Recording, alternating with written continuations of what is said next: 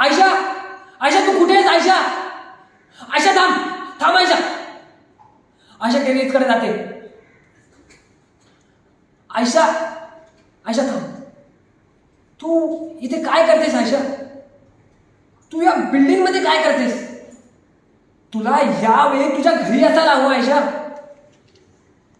तुला काय होतंय? आयशा, माझं नाव आयशा नाहीये, मी आदिती आहे. आयशा माझ्या 14 वर्षाच्या बहिणीचं नाव आहे. आणि याद राखा, कोणी माझ्या जवळ याल तर मी इथून जा. सगळे मला एकटे सोडून जा. मला नाहीये कोणाची गरज, नाही आईची नाही बाबांची.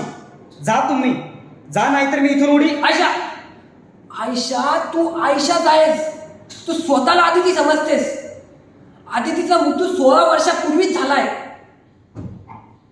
तू बघ एकदा स्वतःकडे. तू 16 वर्षाची वाटतेस का?